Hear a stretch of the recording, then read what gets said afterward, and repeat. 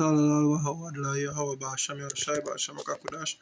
honors to the apostles and elders of GMS that rule and teach well. Peace and salutations to the brothers on the four corners of the city, pushing this word in truth and in sincerity. And Brother Manat is saying shalom. So I only couldn't feel this morning. I look about did a video this morning, and during the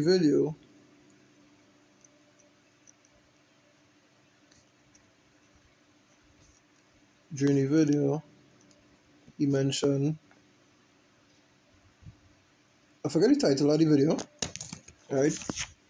He was talking about how we shouldn't be emotional, like the WFI brothers with the Palestinian people protests, partying into that essentially, because that was why emotional move. You understand? So the man of the Lord not supposed to be emotional to begin with, because when the emotions take over, you don't leave room for logic, right? The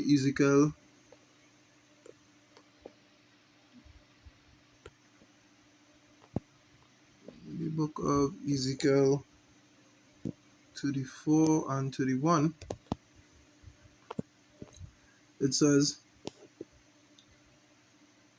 "And ye, my flock, the flock of my pasture, are men, and I am your power, say the Most High Power." The flock of his pasture is men, not boys, not women, are men. You understand? They're not emotional. There's the logic rule. They just think.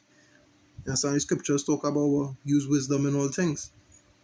They didn't use wisdom. You understand?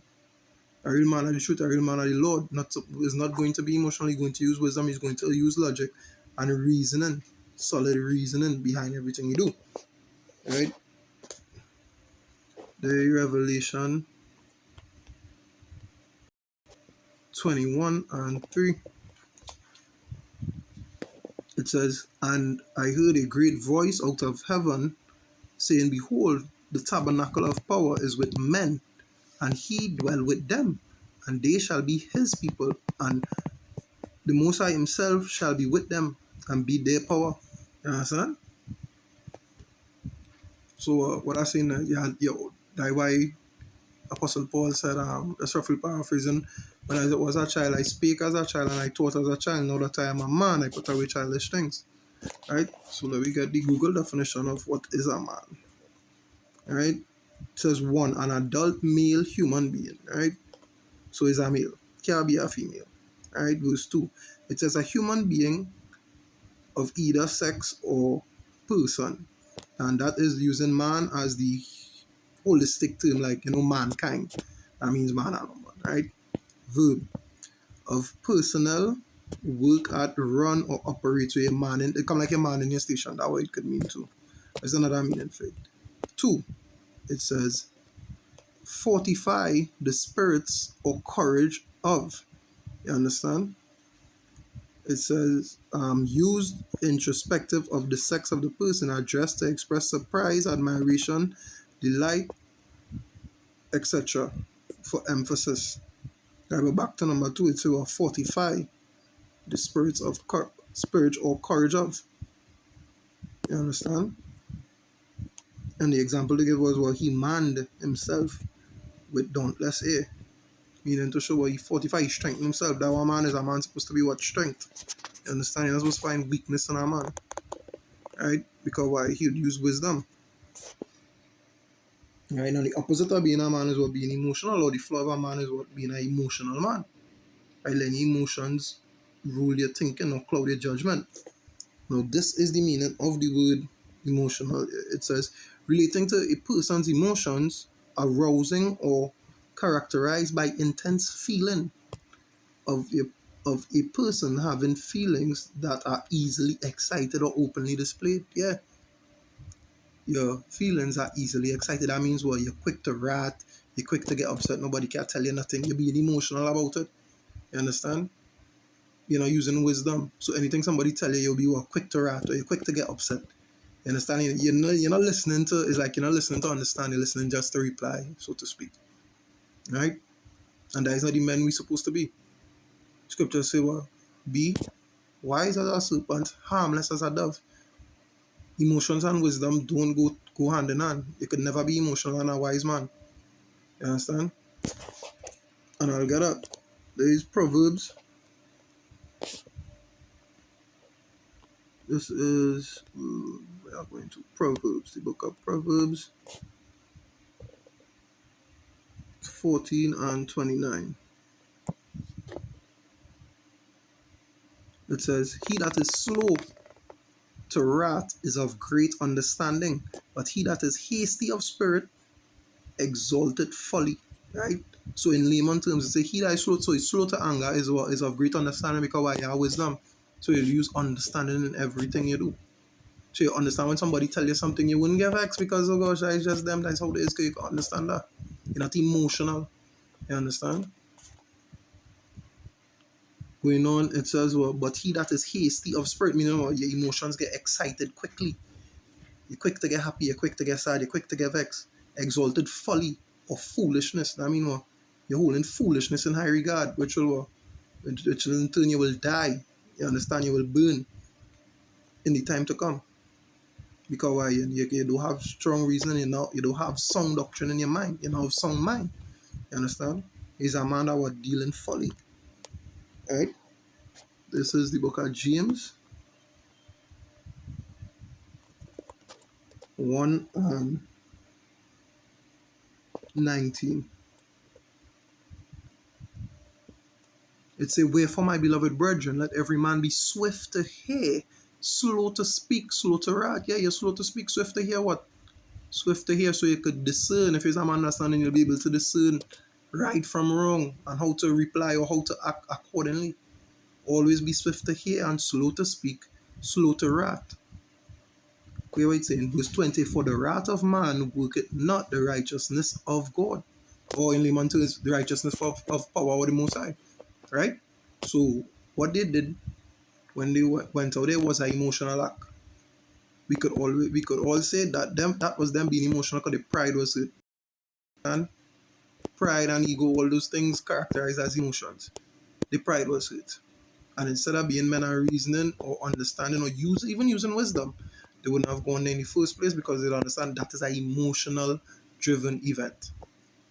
You understand? The Palestinians watching what going on home, seeing the people dying, the emotions running high, anything you could say could spark. It was an emotionally volatile situation.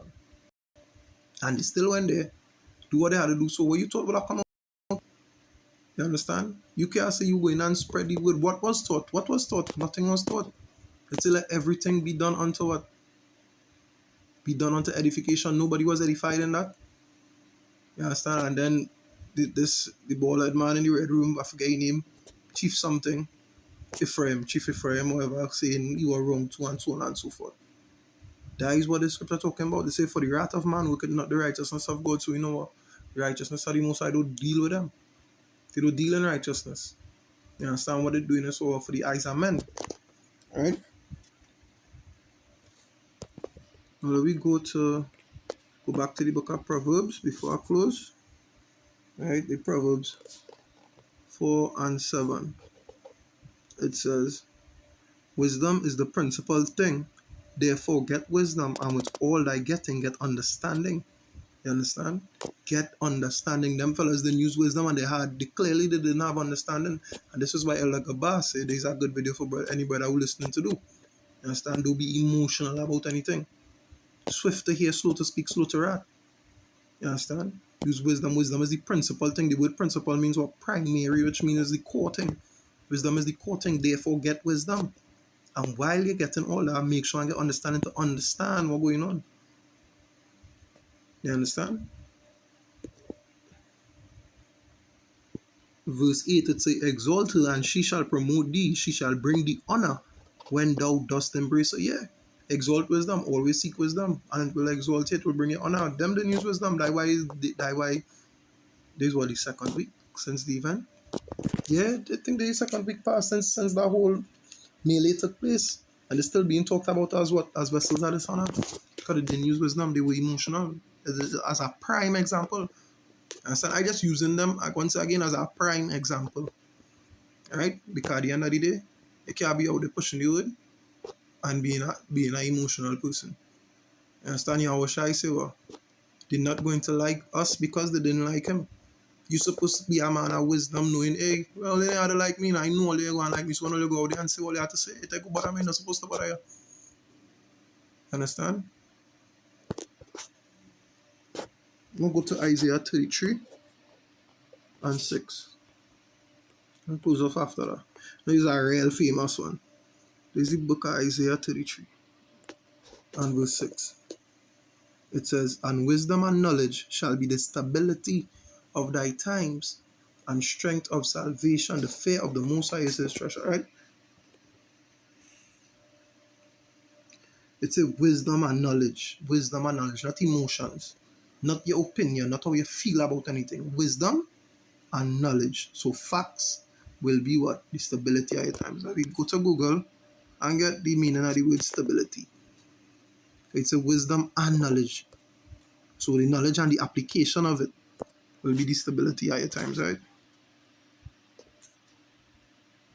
Look up the word stability. Stability, the state of being stable. Well, I mean, that was kind of obvious, right? The state of being stable. So, all right, let me get the word stable then.